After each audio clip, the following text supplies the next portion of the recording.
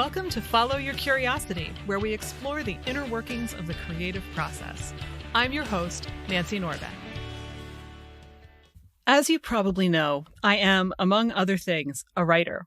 I started taking writing seriously when I was in high school, and at some point in those 4 years, one of my parents noticed that a local author was offering an evening class and asked if I wanted to take it. I didn't hesitate to say yes. Twice. That author was Nancy Springer, who has published more than 50 novels in a variety of genres and for all age groups, including the very popular Enola Holmes series, which came to our screens as a Netflix movie in September of 2020. When I learned about the movie, I contacted Nancy, and I am thrilled that she said yes to coming on the show. We talk about everything from her idyllic free-range childhood to her struggles with depression and anxiety. Fair warning, Nancy's very open about her history with these topics, including suicidal ideation. How her writing saved her, how she got past publishing's usual genre barriers, and she verifies that, yes, you really can write a whole novel without plotting it first. Here's my conversation with Nancy Springer. Welcome to the podcast. Thank you. I'm so psyched to talk to you just because I have known you, but not really, for a really long time. So I should tell everybody that you actually lived very near where I did when I was a kid, and you taught classes at York College and then at the library in town, and I took 2 of them. I don't know how many you actually did, but I did one when I was in high school and one when I finished college, which is more years than my brain wants to think about ago. But it's been really interesting it was interesting to take the classes, but it's also been interesting to see what you've been doing since then. So I'm psyched to talk to you. In fact, I hauled out my autographed copy of The White Heart from a million years ago when people still bought mass market paperbacks. And, there are a couple more on my shelf because you were clever enough to bring books in to anybody who wanted one in those classes. I am curious to hear, and I've read some of this online, but I'm hoping that you'll tell us how it is that you got started as a creative kid in writing. The creativity. I was one of those free-range kids from the 50s, the 1950s. The rules were you came home from school, you got out of your school clothes and into something that it didn't matter if you messed it up, play clothes. And then you just left the house and you went outside, and unless it was absolutely like sub-freezing sleet or something, my father's rule was that you were outside. And all summer long, you were outside. Mm-hmm. And when you're outside, you think of ways to be creative. It was a farm with a swamp and some woods, and the Passaic River flowing past at the bottom. This was New Jersey until I was 13 years old. And there was a Nike base, which is an army installation. There was an industrial park. There was an Italian guy who raised peacocks and donkeys and sheep. Wow. And candled eggs. I watched him candle eggs. There were other Italian people who had a greenhouse, and I would hang out with them and watch how greenhouses worked. And I would play in the brook, and we would make dams and catch frogs. And let's see, what was besides the Nike base and the industrial park, there was the mafia guy. The only thing my parents, the only restriction on us was not just stay away from the strong arm men. That's it. We moved away from that area when I was 13, and 2 years later, the mafia guy was dead.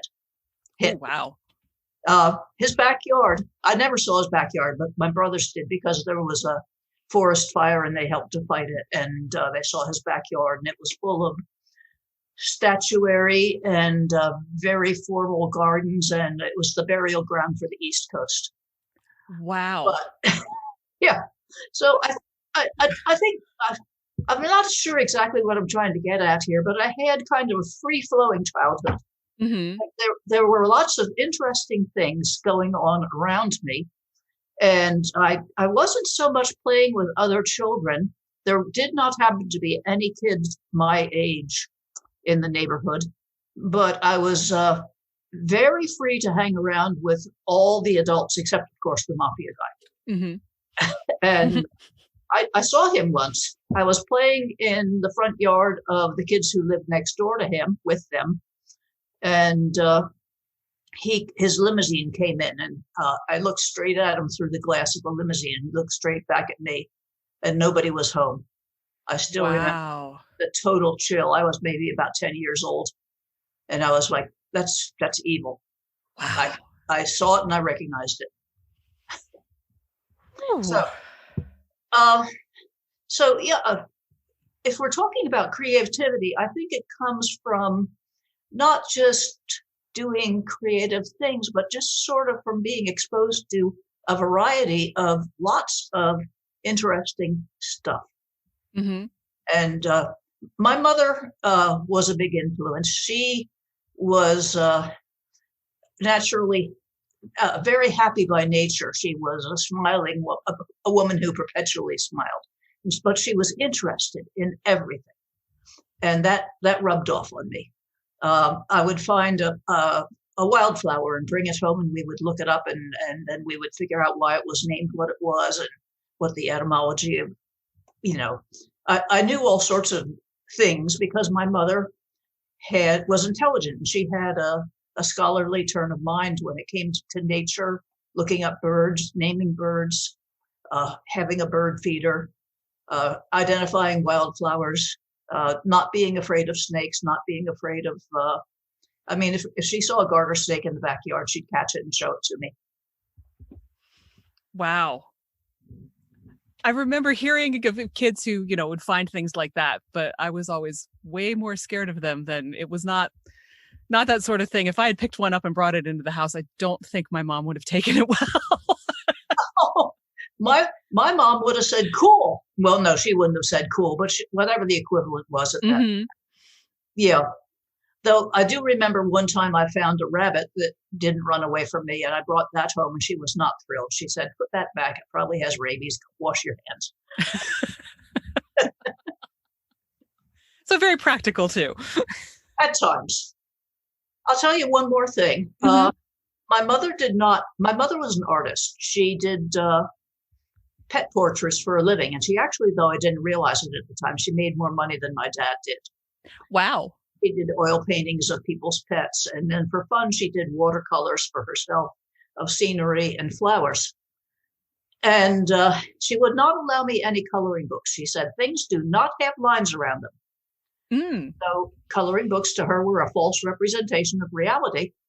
And I could have any number of crayons and pencils and paper, but not any coloring books. She didn't want me putting lines around things. Did that influence you in larger ways? I think it symbolized that. I don't think that she probably read it that way. She was not thinking in symbolic terms or metaphorical terms. But I think it had that implication, yes. Yeah, I would think that would be the kind of thing that would stick with you in multiple ways. Yes, quite. Yeah. Though, of course, much later in life, I became fascinated by coloring and coloring books. Is your delayed rebellion? Yes. Oh, well, I was on the surface an extremely good, obedient child. And underneath, I was in full rebellion the whole time because I wasn't allowed to show my true feelings. Mm-hmm. I think everybody has a wonderful childhood and a terrible childhood. And the wonderful thing about my childhood was that my mother was the kind of person she was. And that was also the terrible thing, that she would not allow negative emotions of any kind. Yeah, that's rough. Oh, she was relentlessly cheerful. She was a smiler. Oh, my God. Makes you wonder what was going on under there, too. I wondered that, but she lived to be almost 93. And although she lost her marbles by the time she was in her mid-70s, her temperament never changed. Wow. So I used to wonder too what was underneath that rock, but apparently nothing. Hmm. Well, so did you write much when you were a kid? No, no, I did a whole lot of nothing when I was a kid. I remember when I was 13, we moved away from the farm, and there was still farmland for me to walk in and so on. But we didn't have the Nike base and all the rest of it anymore. Just average sort of Pennsylvania. I lived south of Gettysburg. My Hmm. parents had a small motel, and there was a farmer behind us who had a white mule and a black horse, and the black horse was blind. And I would watch them, and I would still roam around and pick out wildflowers and so on. But by then, I was reading a lot more.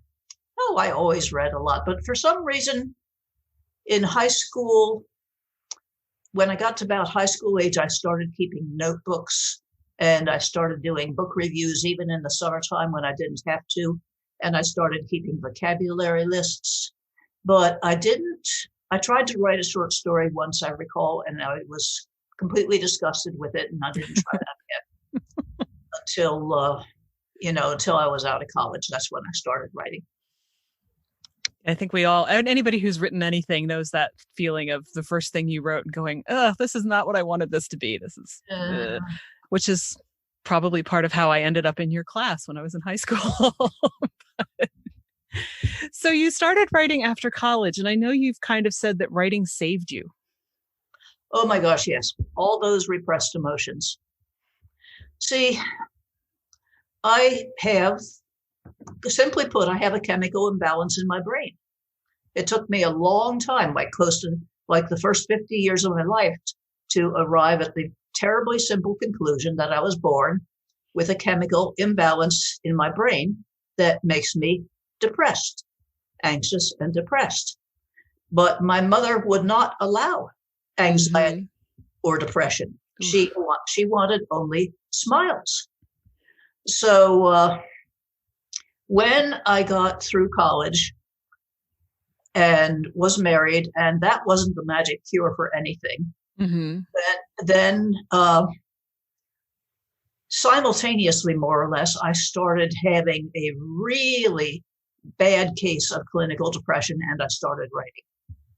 And the process of writing, between the writing and the therapists, I pulled through, but I didn't get any medication until I was well along, about 50 or so.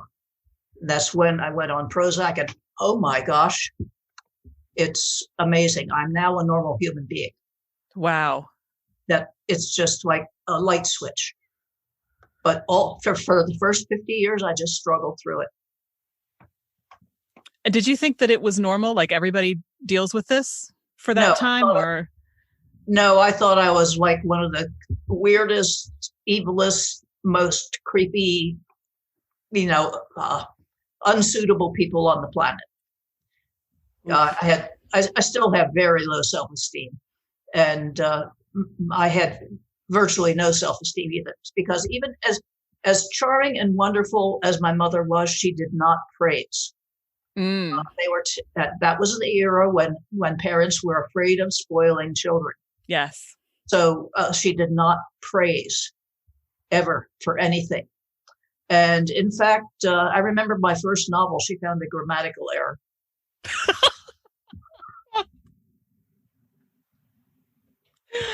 Oh, of course she did. Of course she did. Oh. So, and I didn't realize this until much, much later in life, but she was competitive with me. It was kind of a contest which one of us was smarter. And of course, she always won. That's tough to live up to. Yes. Yeah. Yes. Very. She was a wonderful mother, and she was a terrible mother. Right. Yeah. So when you actually got to try the Prozac, that must have been like Boing. Waking up and being like, do I even know who I am? Oh, it was wonderful. The pain was gone. That's all. By then, I pretty much knew who I was. I had reached enough insights through the writing and the therapy to realize that I was not this evil person, that my feelings were based in wanting love, and that's a good thing. Wanting to be loved and wanting to show love were good things. Um, and, in my brain, I had it pretty straight who I was. But the Prozac took away the pain. And all of a sudden, I felt normal. And that was just purely amazing. I am on the largest amount of Prozac they allow. And I have been right from the beginning. And it's like a miracle. Must be. Yeah. No, go ahead. I was depressed enough so that I required 80 milligrams of Prozac right from the beginning. That shows you something. That's saying a lot, yeah. Yeah. Well, before the Prozac, I had Paxil, but I kept requiring larger and larger and larger doses. So now I've been in the same place for 20 years, and I'm just like, this is good. This is much better. It must be really freeing. Yes. Yeah. It's great to feel like a normal person at last. Though every once in a while, it's still, something still nips me. Mm-hmm. When you've been depressed long enough and you develop a bunch of mental habits that is hard to break. So every once in a while, it still bites me. But I know what's going on now. Right. Not so scared of it. Well, I'm curious to hear more about how writing helped before you got to the Prozac. And I'm also curious to hear if getting the right meds changed your writing at all. Okay. So how writing helped. My first 10 novels, like The White Heart, the fantasy novels, you remember how all of those have a pair of heroes. There's a dark, sort of a melancholy, brooding, heartachy hero. And then there's the more optimistic, golden, sturdier hero. And of course, they are like close as close can be. Mm-hmm. They are, and that was the pattern of my first, I think, 10 books. And what I was trying to do was put together my public side of I am allowed to smile and be nice, with my hidden side of I am sad and I have feelings that are not publicly permissible. So right. I was trying to put my yang and my yin together. And after every book, maybe a year after or 2 years after, I became more aware of, this is what's going on. I'm trying to realize that being like Bevan, being like Hal, being like the dark, tortured hero, all that torture I inflicted on my characters, but that was symbolic of the emotional pain I was going through. Yeah, yeah, and that was it was who I was. I accepted that I was the way I was, but I still thought I was evil, just bad, and morally bad, until I wrote a book that was never published, in which a ugly person becomes beautiful through plastic surgery and then ends up smashing her face, just wanting to be loved for the way she is. Ooh. And I was seeing a therapist at the time, and I was suicidal through most of this.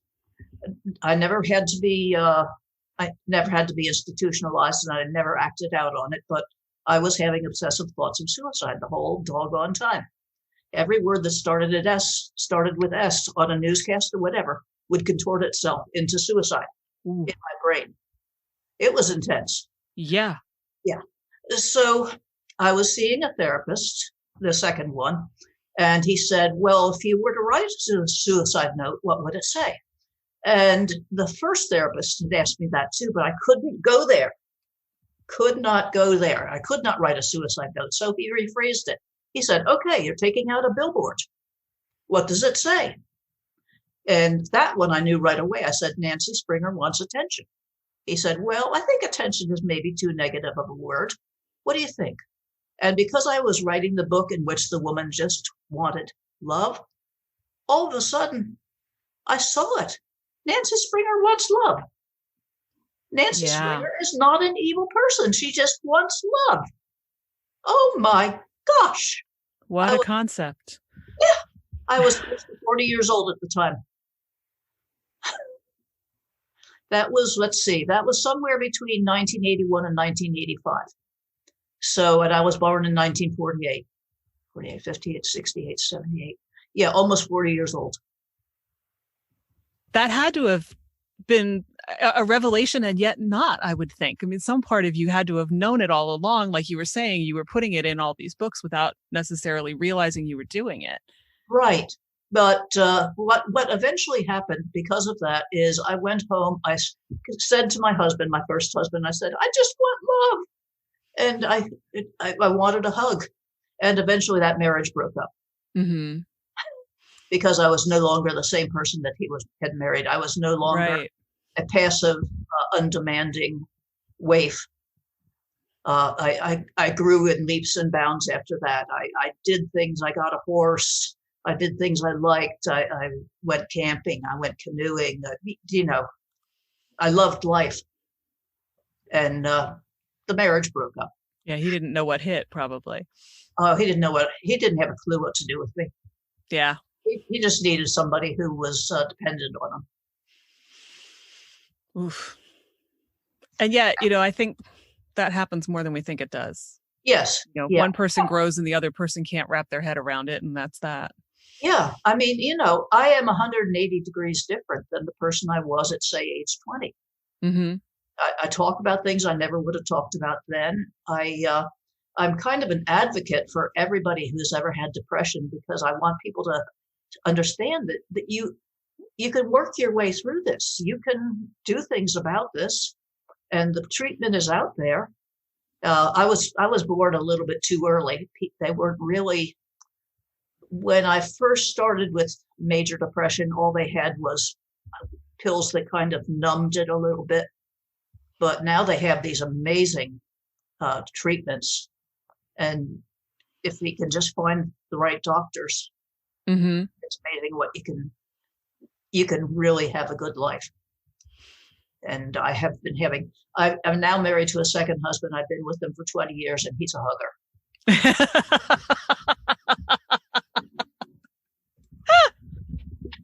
Then that's perfect. It is. He's a marvelous man. That's perfect. So how did your writing change once you got treatment for the depression? Well, by then, let's see, after the first 10 books or so, they were all fantasies. And I talked with the therapists occasionally about the writing. And the way the therapist put it was that I was about ready to stop turning my eyes inward and start turning my eyes outward, showing more interest in the world around me. And that happened. All those fantasies were basically me upon a landscape of myself. But after a while, I started writing. My editor still wanted fantasy, so I started writing contemporary fantasy, which often became very, very humorous because when you take unicorns and you put them on a contemporary landscape and they can't do a somersault, I mean, it just gets hilarious. You have a modern day woman walking through the woods and a frog says, "Kiss me and I'll turn into a prince." And she says, "I'd much rather have a talking frog." I mean, and also when I got the horse, I was telling everybody all about the horse all the time. And after a while, their eyes glazed. Mm-hmm. So I started to write kids' books about horses, and that provided a new place for me to go. And then the kids' books opened up into a lot of YA, which, of course, were all the teenage issues I never actually went through when I was a teenager. So I managed to be teenage. When I was around 50, I hit adolescence.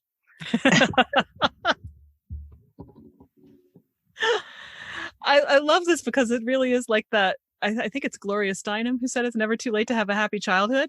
That's kind of what you're describing. Yes, it's absolutely what I'm describing.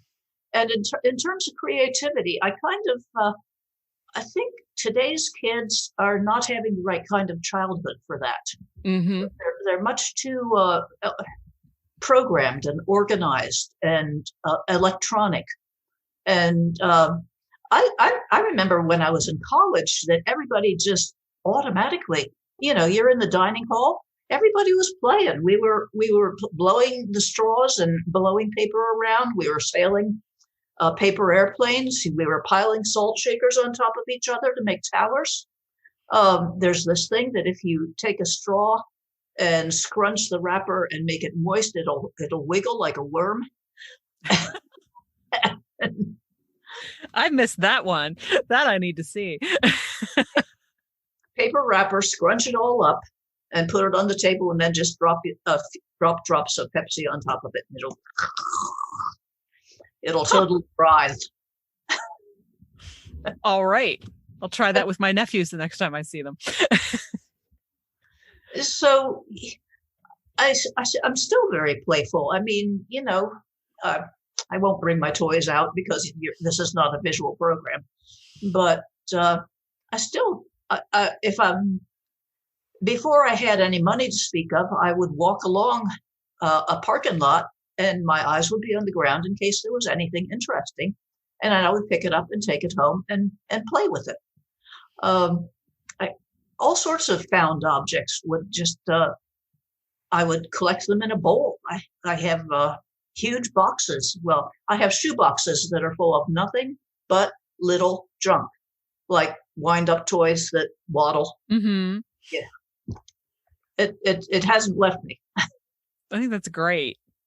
And that it just reminds me, that mental picture that you were painting earlier of the kid outside all the time, free range, wandering all over the place. What can you see? What can you make? What can you imagine? Here's a stick. Yeah, I part the waters. Yeah. Yeah, or it's the sword I'm going to fight you with. Or it's the dragon. I hit it against the tree and break it. And just weird things happened. Just little tiny weird things. I found a groundhog once up a tree. And I hit the stick against the bottom of the tree, and the groundhog said ugly things to me.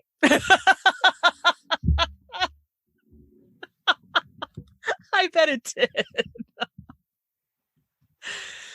Yeah, no, kids who are, constantly going from one program or practice or whatever to another, they don't have time to do any of that. Just there's a play called Touch Me Not, and I would spend all afternoon just touching the Touch Me Not, so the seeds would pop. And I would spend the afternoon hemlock trees. They have little tiny, when the new needles are coming out, they have a cap on them, and I would help them.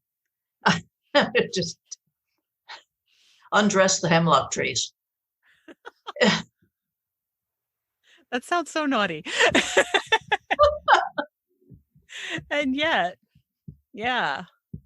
Wow.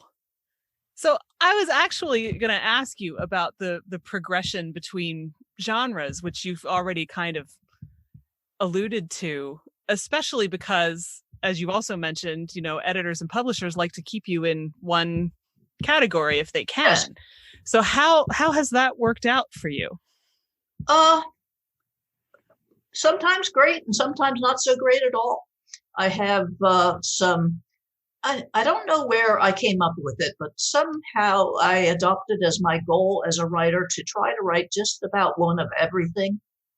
I just didn't want to be boxed into the same pigeonhole. Is that a mixed metaphor? That's Probably. Okay. Yeah. Anyway, so at one point I thought, okay, we all have this concept of breakout.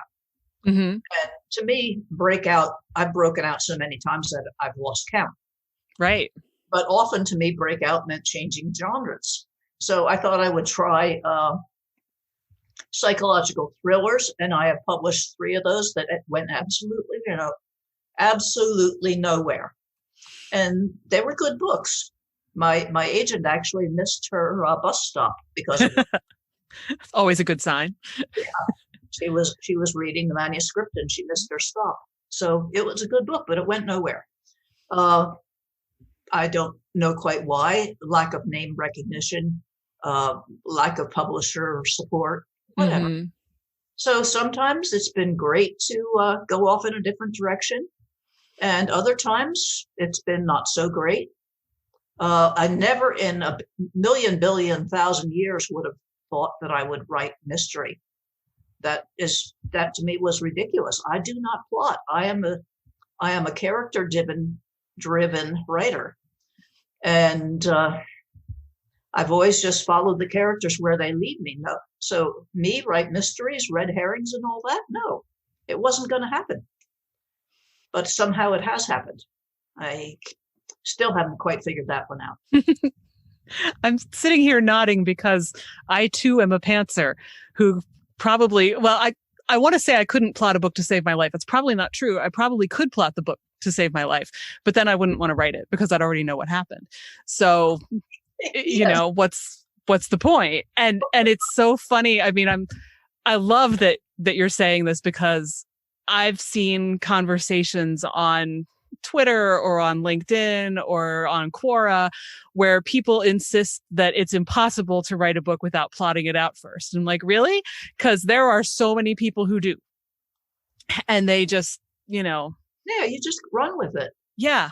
I remember that first book that you were showing me a while back, The White Heart. Hmm. I remember talking to somebody at a conference about that, and they were like, "How did you figure this out? How did you plan this?" I'm like, "I didn't." And they said, "You mean to tell me that you just wrote that book one sentence at a time?" Yeah. That is indeed how it's done.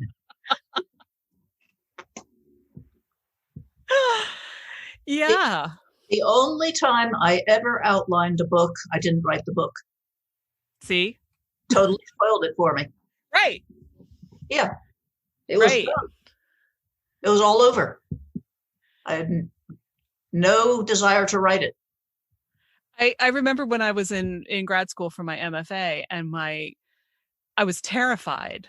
I I had started the program. Well, I really started the program thinking that I was going to use it to finish the book that I had already been working on. And I got there and they said, "Oh no, you need to start something new." And I was like, "Oh crap, now what do I do?" And then I thought, okay, I'll write a short story collection because it'll give me a chance to play with lots of different things, Uh-huh. which sounded like a great plan, except for the part where, as this advisor soon said to me, this is not a short anything Uh-huh. because Nancy's not really capable of writing a short anything, which is not strictly true. I managed a couple of short stories, but I think it was halfway through the first semester when I sent her the thing that turned into my thesis novel. And I said, "I don't know what this is." And somewhere in that same process, I said to her, I have no idea. When I say I don't know what this is, I really mean it. I don't know who these people are yet. I don't know what's going on. I don't know what's going to happen. And, in very practical terms, I'm thinking it's a 2-year program. I have to figure this out in 2 years. Mm-hmm. And if I don't figure it out in 2 years, I won't graduate. So this is kind of terrifying on many, many levels. And she wrote back, and this was Reiko Rizzuto, who one of these days I'm going to get on this show. And she said, "It's okay that you don't know where it's going, because when you don't know where it's going, it means that you're discovering along the way. And when you're discovering along the way, there's more energy and enthusiasm from you. So there's more energy and enthusiasm for the reader." And that just completely settled me down. I was like, okay, all right. I am not a total wacko. I am not in completely uncharted territory. I mean, I am, but I'm not. And as you can tell, I've never forgotten that that's what she said. And I think that was really, really wise. Yes. Yeah. I remember at one point during my life, I had to move from one house to another in the middle of a novel. And by the time I packed everything from the one house and unpacked everything in the new house and got back to the novel, I had forgotten where it was going. I had Mm-hmm. completely and totally forgotten. So I just read what I had and I said, okay, this has to go somewhere. Where? And it did, and it turned out quite well. Uh, I heard sometime, this is one of those generalities, but maybe it's partly true, that most writers are by nature either a novelist, or fiction writers are by nature either a novelist or a short story writer. That novelists believe in the process of time, that change taking place through the process of time, and short story writers believe in epiphany, that everything can change in a moment. That makes sense. Yeah. And I've written both, but it's much more difficult for me to come up with a good short story than it is for me to come up with a good novel. Yeah, because you just don't have as much space to work with. So you don't, like you said, you don't have the time. So it's gotta come together and be concise, which people who know me know that I tend not to be that. Not only that, but there's a whole different gist about short stories. There's a whole different feel. I was in an audience when Ray Bradbury was speaking once, and he said, you have to get the metaphor before you can have the story. And what he meant was that something has to hook up with something else unexpected, that these two things are equivalent and there's equal signs there. And you have to have that linkage before you have your short story. And there's nothing like that in a novel. No. And as a matter of fact, if you were to write a novel, I'll give you an example. I was teaching a writing class over at Lancaster, I think it was. And a guy was writing this novel, and he gave me chapters to read now and then. And I said, these are oddly out of focus. I just can't seem to get a feel for this character. The character was the warden of a large prison, like a penitentiary. And to make it brief, the whole point he was writing this novel was that he was telling it in first person, and he was going to reveal in the last paragraph of the whole darn novel that the warden was a woman.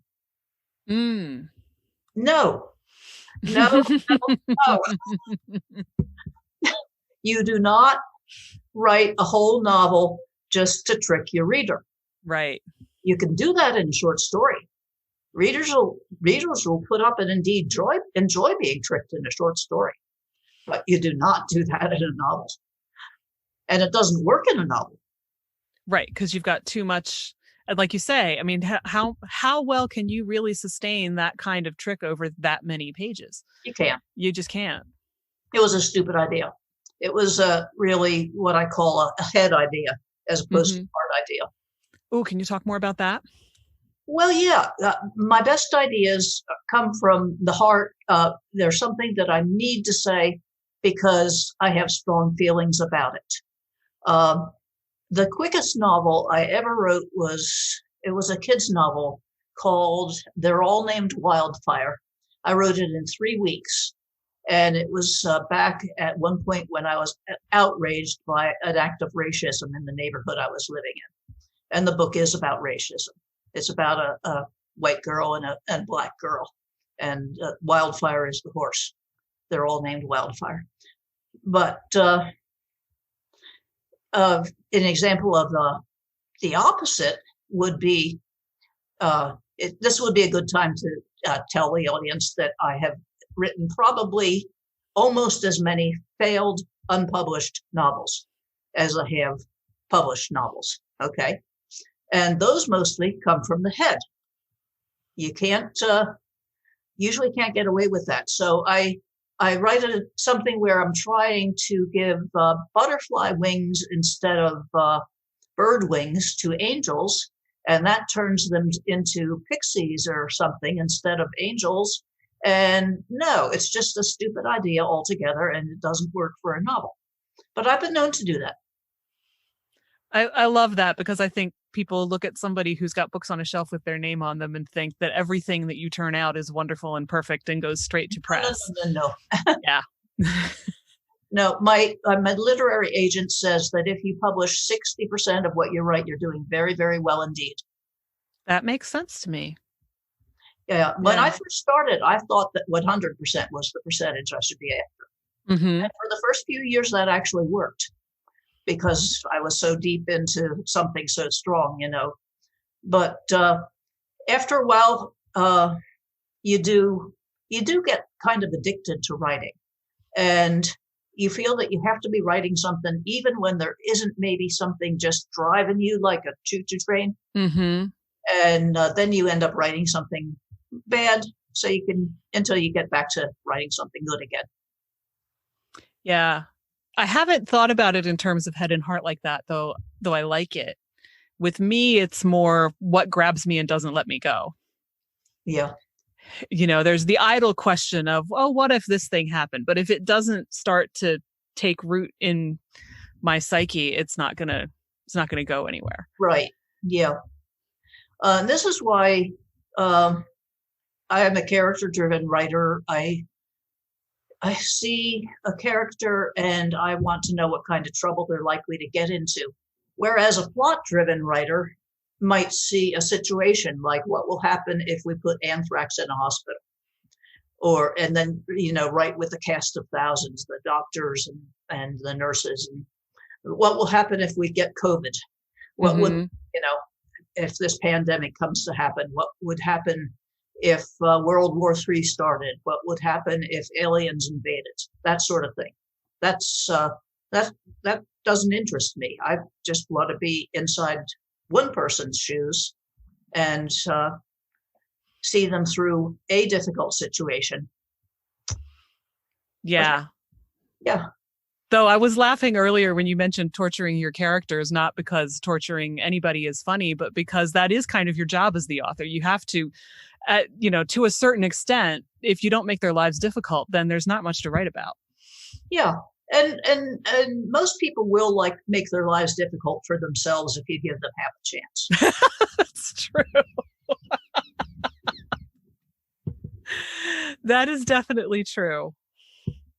Yeah, there's just everybody's going to get into some sort of trouble. If they want to be the hero, they're going to get into trouble. If they want to save the world, they're going to get into trouble.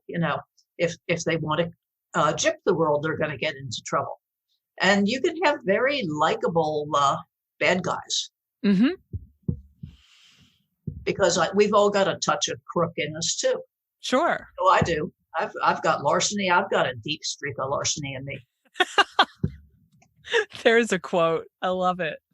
But yeah, I think we don't recognize, because so many of us are so busy trying to be good people, which is not inadmirable, but we don't recognize that, yeah, we all have those parts that we're not so proud of, and that's just part of being human. It doesn't mean that we're bad. It's just being alive. No, I read, referring back to the anxiety and depression thing, I read something the other day on Facebook that just totally sat me straight up and made me go, oh. And it was about how hard mental health is and how anxiety and depression are normal reactions to the world we live in. Hello. Yeah, especially this year. All my life, I thought they were wrong. Right. No, it's totally normal reactions. I don't like them. I don't want to feel that way, and I try not to. But yeah, it's a depressing world. Yeah, well, especially 2020. Yes, especially 2020 has been its own crash course in all the emotions. In coping skills whatsoever. Yeah. Or where we don't have the coping skills and need better ones, or yeah. Which kind of brings me back around, to what we were saying earlier about how writing saved you is not something to be confused with writing is its own therapy. And yet writing can be really therapeutic. Yes. Whether you're writing fiction or writing something else, I'm fascinated at how you look at the early things you wrote and what you see from yourself in there and how you see it as different now. I'm not sure how many people really look that closely at the things that they've written, whether they're just for themselves or for others. Well, I don't know how many people have, writing has been like a daily habit for me for close to 50 years. And I don't think most people have that chance. True. I mean, I've written an awful lot of stuff.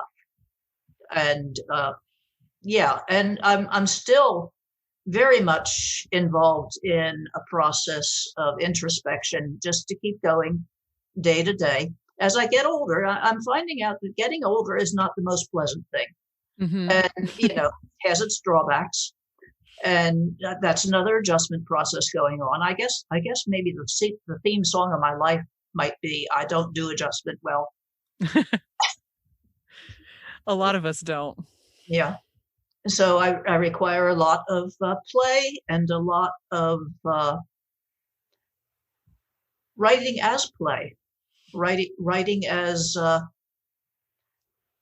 you know, play play is therapy. I maybe I'm a bit confused or something, but I don't think of therapy as work so much as being an advanced form of play.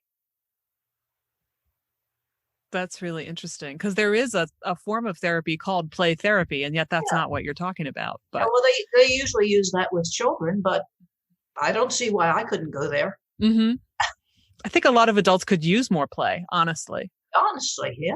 We train ourselves up to be so serious when that's the last thing a lot of us need. No, we need to be able to take out the Play-Doh and make some colorful animals and parade them across the table or something. Uh, Yeah. I love playing with emojis on on my cell phone or my email. I will just send people a whole collection of emojis. Sometimes I sort them by color.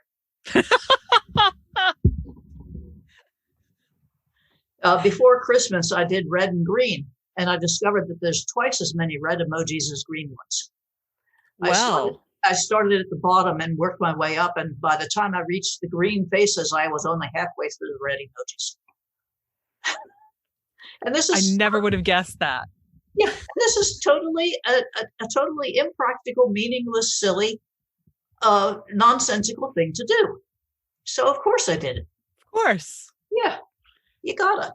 You're reminding me of how the late great Carrie Fisher used to post on Twitter and everything in it was an emoji and there was a message in there somewhere if you could decode it.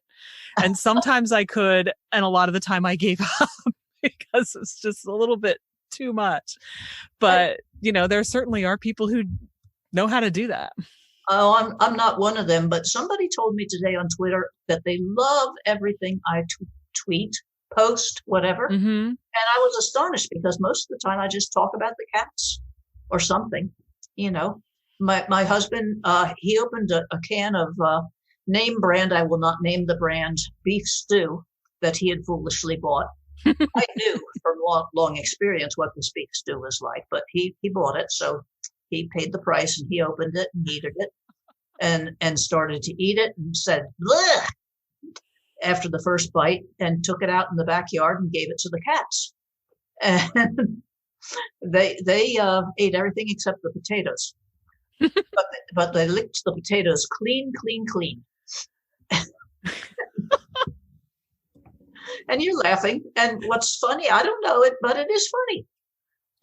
It's funny, I think, because I wouldn't expect the cats to eat the potatoes necessarily, but I am not at all surprised that they licked everything they could off of them.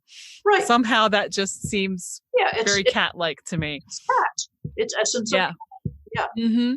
And I think a lot of playfulness, of writing, of being a creative person is just being willing to get at the essence of things.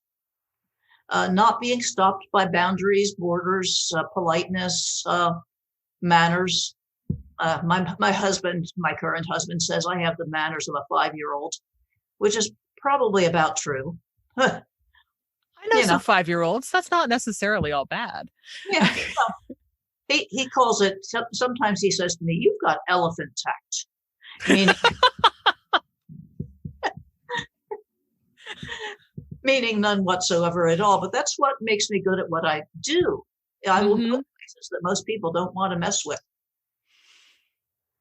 Yeah, and one of the things that I remember really clearly, and I think this was from the first time that I took your class, was that you came in one night, and this was a weekly class at the local college kind of thing in the evenings.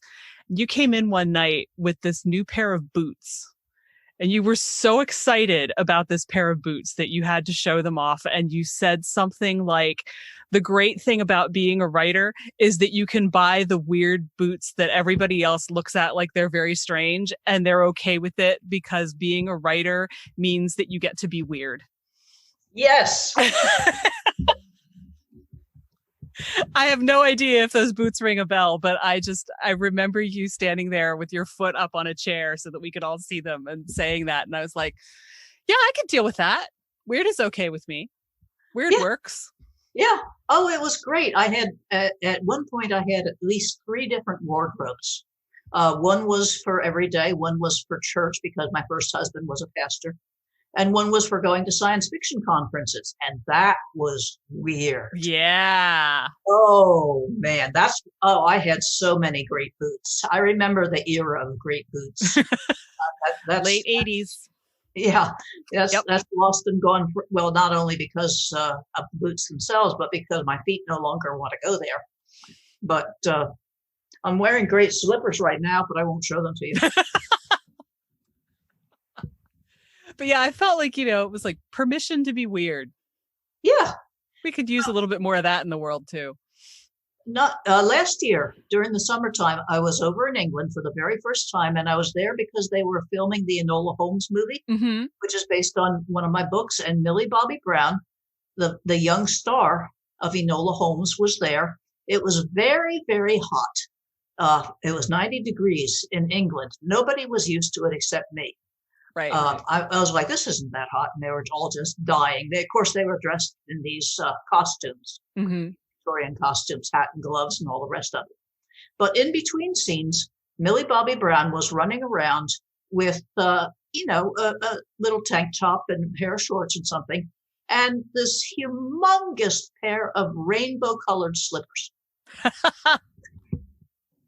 And I was like, Millie, I love your slippers. And she's like, aren't they great? They're so totally unexpected. Kindred spirits right Weird. there. So speaking of Enola Holmes, what's it like watching your book being turned into a movie? Absolutely thrilling. And that was one of the most intense experiences I've had in my life, was going just for a few days and being surrounded with a beehive of people, all hard, 200 at least people, all hard at work on putting this thing together, and seeing how much of the movie happened spontaneously, how much growth took place right there on the set, with lines being changed and scenes being rehearsed or filmed only to be dropped eventually or changed, and decisions being made in mid-film to put something in and put something else out. Very much the way I write, which surprised me because this is $50 million worth of Yeah. film here, but they go at it very much the same way. Just except that it's sort of a community thing, or a many-headed process instead of being just me. And I learned early on. I don't know if you remember this from your class, but whenever I was teaching, maybe you didn't ever take writing for children, but I always had to teach. I don't think so. Now, people would always say, do I get to tell them what to put in my picture book? No, you don't. And if your words don't give the pictures, and well, do I get to okay the pictures? No, you don't. When you put your words out there, and then the words have to stand by themselves and make their own case, and you let them go, and they take on their own being, their own. The book takes on a life of its own, apart from you. And the book became a movie, and that was apart from me. I learned early on to share that. I learned early on that I'm the co-creator. If I write a book but nobody reads it, it's not really a book. It's just a pile of paper. So the reader is always my co-creator, and the pictures that they form in their head And the imaginary places they will go with my characters are on them, not on me. Even now, as we speak, I have a person writing me on email who keeps on coming up with new plots for the next Enola Holmes movie. And I keep on telling them that they've got a wonderful gift and that they should invent their own characters and just run with it. But that was how I started out. I read somebody's books, and that character in that book sparked my first book. So right. It's not something that you want to put limits on. It's not something that you want to say, oh, they did this in the movie and I don't like that. No, because it is its own thing. And Sherlock Holmes, I'm sure that when Conan Doyle wrote Sherlock Holmes, he had no idea that the man was going to continue to live on his own in the way. Even after he tried to kill him. Yes, kill him off. Yeah. Yeah. And I can think of no other fictional character that has the same longevity. Except maybe Ulysses or Odysseus. And Tarzan doesn't quite qualify. Dracula doesn't quite qualify. There are a few runners up, but there's nobody like Sherlock Holmes, and nobody knows why. Nobody can quite figure out what is going on that makes this one character stay alive.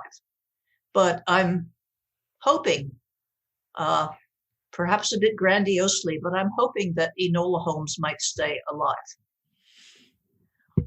after I'm gone.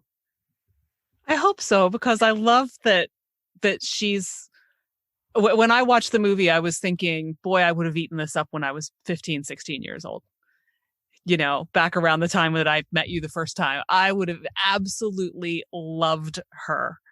And I do now, but it's not quite the same experience. You know, I think that she would have inspired me in really, really interesting ways at that age. And I think we need more of that.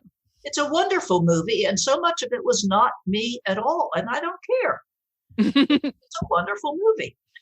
I give full credit to Jack Thorne for the first script I read was so totally different from what they ended up with that it's hard to tell you how much changed in the process of their making that movie. Well, you know how much a book changes from first draft to last.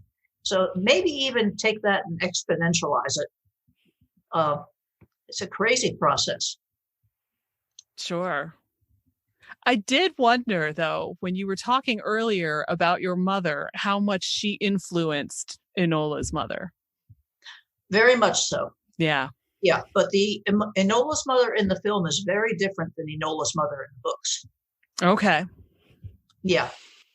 So the mother in the books was very much like my own mother, kind of distant, a lot of brain there, a lot of influence there, but emotionally distant. And the mother in the film, a whole nother matter. But yes, my own mother definitely lives in the Enola Holmes books. That artist's mother is at least partially my mother. Yeah.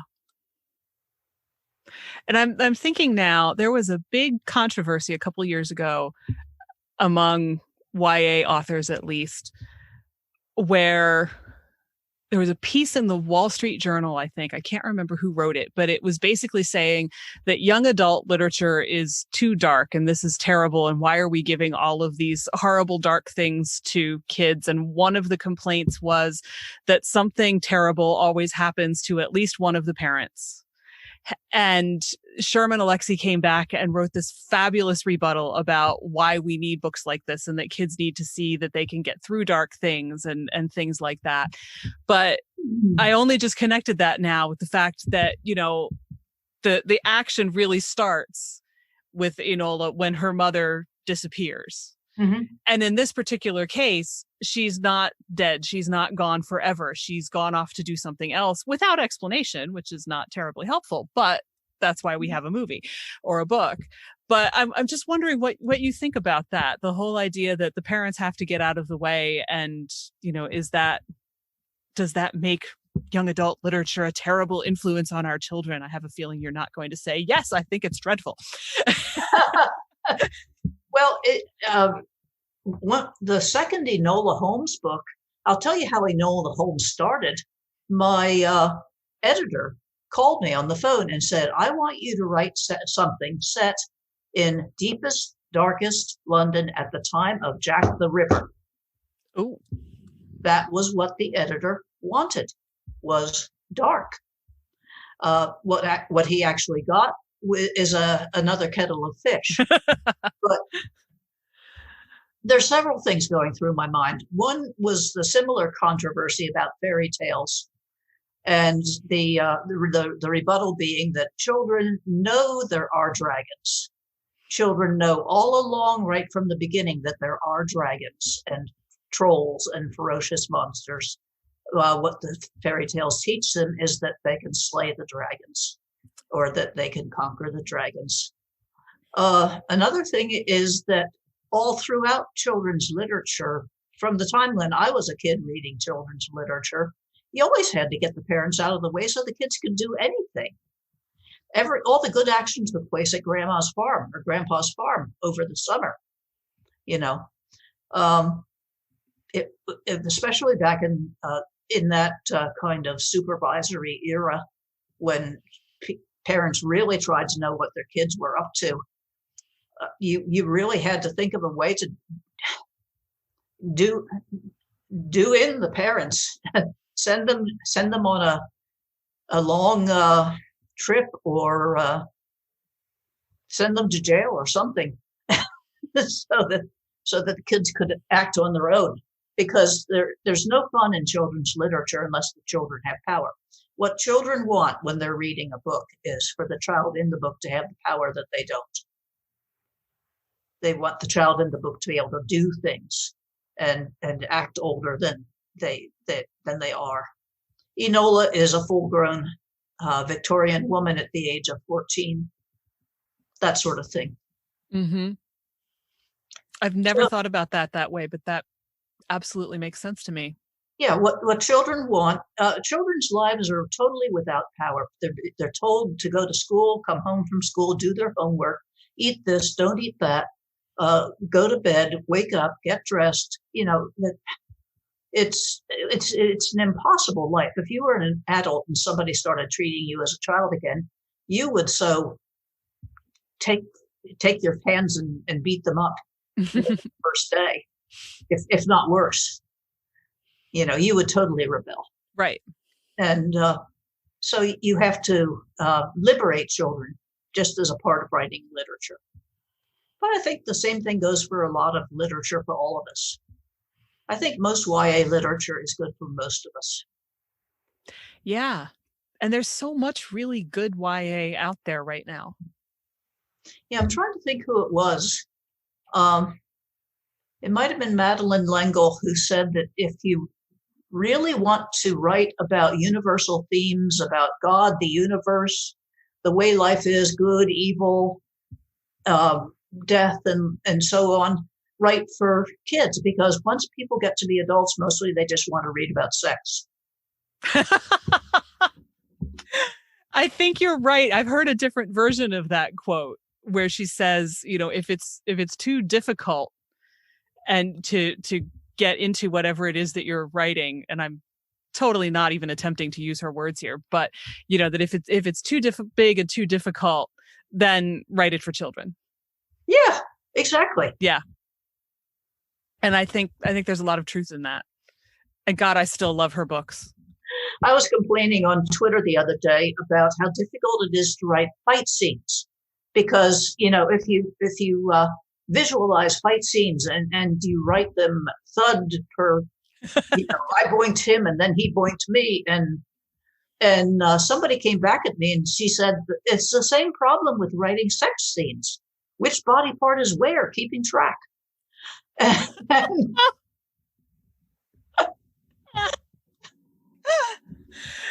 Yeah, that makes sense too. And it then occurred to me that I've never written a sex scene. Yeah. I've never had to. But writing a fight scene is easier. Well, just guessing in my head. they're both dreadfully difficult because you want to make it exhilarating, refreshing, exciting, and you don't want to stick with left hooks and thud and blunder. You Right. you you need a metaphor or something to carry you along.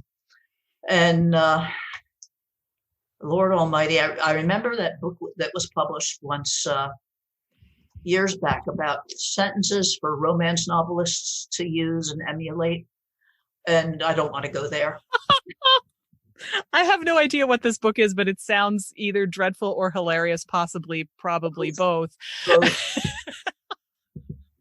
Oh my. different things that you could compare different things to. Yeah. Oof. Ooh, yeah. Yeah. Yeah. Because most of the ones that I've read are really pretty awful. Mm-hmm. Yeah. But then, there's no reason for that. Romance is and can be written as well as anything, but it's been marginalized because it's women's literature. But there's no reason in the world why a romance novel shouldn't be just as good as anything else. And I've read some that are very, very good. But most genres tend to get marginalized. Somebody who writes really excellent fantasy will then claim, I don't write fantasy, I write literature. And somebody who writes really good romance will claim, I don't write romance, I write literature. And I find this highly unfair. But we won't name names. When I got to Goddard, I remember there was a reception for new students the first time I got there, and which I say because it was a low residency program, so it was going back and forth a couple times a year. And I talked to someone who said she was in her final semester, I think, and her thesis was a mystery novel. And I was so surprised because I had talked to people who had done MFAs before, and they had literally been told, oh, well, what a nice little science fiction story you have there. Now you just go put that in a drawer for the next 3 years because that's not what we do here. Oh. Which I thought and still think is terrible. And one of the things that I really love about Goddard is that they're not snobbish about stuff like that. I mean, I was as surprised as anyone when my thesis ended up being a young adult fantasy novel. If you had told me the day that I walked onto that campus that was what I was going to end up writing, I'd have laughed at you because I felt woefully unqualified to write any such thing. But that's what I ended up with. And when I, talked to this woman who had written the mystery novel, I said, really? They let you do that here? And she said, look, good writing is good writing. Bingo. And I just thought, that's the sanest thing I've heard about this in a really long time. I would have sworn up, down, and sideways that I was never going to write mystery. If you had told me that I was going to end up having a movie based on a mystery series that I had written, I would have. This was not going to happen. I ended up years ago, I gave myself an assignment to write a book for reluctant readers, teenagers, which is sort of idealistic. It's like, I'm going to grow cattle for vegetarians. I'm going to make guns for pacifists. But I was going to make a book for kids who didn't want to read. And most of them are teenage boys. And so I tried to think what would fascinate that audience. And I ended up, the book was called Toughing It. And eventually it won the Edgar Allan Poe Award for the year's best mystery in that genre. In that age group. But I never thought of it as mystery. I just thought of it as a reluctant reader. So I'm like, okay, I'll take this, but it's not a mystery. I don't write mystery.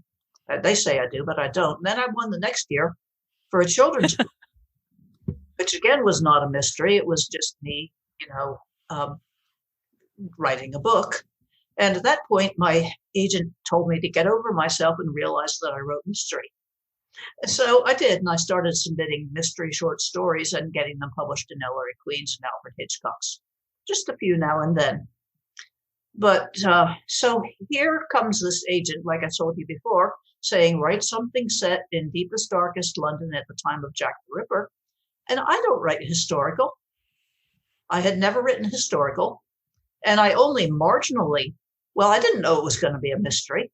All I knew was I had to do okay. The editor, we had worked on Arthurian stuff. And when I was a kid, I read a lot of, my mother had a wonderful book collection, and I had read King Arthur. Same with my series about Rowan Hood with same editor. As a kid, I had read a lot of Robin Hood, so then I did Daughter of Robin Hood and came up with Rowan Hood. So here he comes with his Deepest, Darkest London, etc. And I think, oh my gosh, when I was a kid, did I ever read anything that I liked that was set in that Sherlock Holmes? And you can't give Sherlock Holmes a daughter. No. I just dare you. You can't. So I ended up giving him a much younger sister. And all else followed. One thing was that when I went to hand the first book in, I was very, very nervous, which was unusual because by then I had published 40 some books.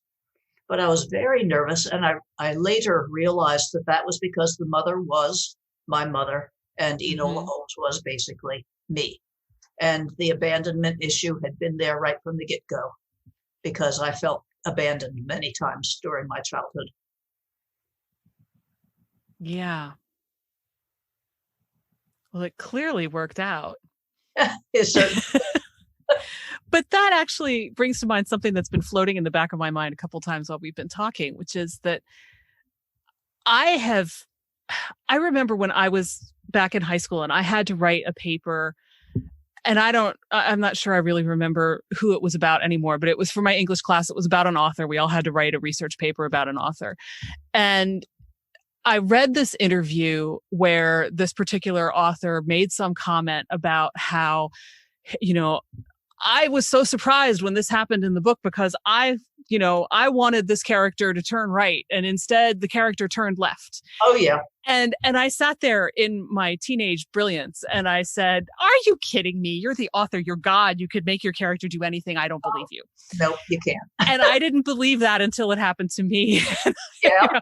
My first reaction was, I think I'm losing my mind, which I've had many conversations with writers over the years. I'm like, yeah, no, this happens. It's not you. You're not crazy. It happens. And then I ended up having whole conversations with mine, I kept saying, this one character, I was like, okay, where are you from? And he kept saying Chicago. And I was like, I've never been to Chicago. I can't write Chicago. Can you be from any of this long list of other places I've been to, please? And he kept saying, no, I'm sorry. I'm from Chicago. And I finally gave up and I said, okay, fine. I will go to the library and take out all of the books on Chicago, but you're going to be a teacher because I know how to write that. And he said, that's fine. Like, okay, thank you. Thank you for letting up. And again, it's one of those moments where you're going, if anybody could hear what's going on inside my head right now, they would tell me I was completely insane and they might be right. But I've kind of come to the conclusion that characters are really like little sub-personalities somehow. And I'm just wondering what you think about that, because they definitely have minds of their own. And I always know I'm in trouble when they stop talking to me, and it's like, no, come back, please talk to me again, and have you noticed anything like that? Oh, yeah. And I've heard it a lot of times in teaching classes when people have asked me, my character isn't doing what I tell them. And I'm like, great, good. That's the best sign. When they start to stand up and talk back, they're really alive. And that's the best. Just follow. You do ultimately have veto power. You can kill them. You are God. You can kill them with a thunderbolt. But, as much as you can, just go along with them and see what happens, because that's going to make a better story than you ever thought you were going to have. I also remember, in regard to the crazy part, my former sister-in-law, the first marriage, my sister-in-law, I said something about what goes on in my head consists largely of dialogue. And she was like, seriously? That's really weird. And I said, well, how do you think? And this has been a puzzlement to me most of my life, is the different ways in which, how your husband or somebody will be telling you all about airplanes or all about the f-stops of camera lenses or all about cars or something like that. And I will be sitting there thinking, what's the metaphor here? What do they really mean by this? What are they trying to express? through all this verbiage. And they're not. Mm-hmm. Just talking about what interests them.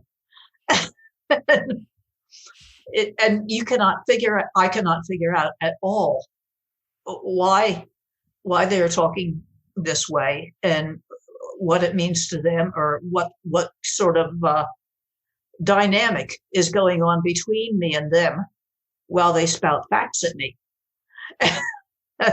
I expect conversation to have a degree of friction and some dynamic and build to something, because I'm a writer. Right. Most people enjoy small talk. I don't. I enjoy having a real conversation, and I'm having a ball right now. Me too. I'm so glad. You're reminding me, though, in terms of thinking in metaphor, of the time when I was teaching and I was using an English teacher's classroom. So he was leaving as I was coming in, and he picked up his grade book, and it had a copy, I think, of Mice and Men or something sitting on top of it that slid off and landed in the trash can. And the two of us just looked at each other and said, well, that was metaphorical. It's just that weird little moment that the Freudian slip. You can only appreciate when you've both got an English degree in quite the same way. Yeah. Well, I've kept you for more than an hour, so I feel like I probably ought to let you go, even though, like I said, I'm having a fabulous time. This has been so much fun. Yeah, well, anytime we feel like it, let's do it again. It's a deal. All right. Absolutely a deal. So thank you so much.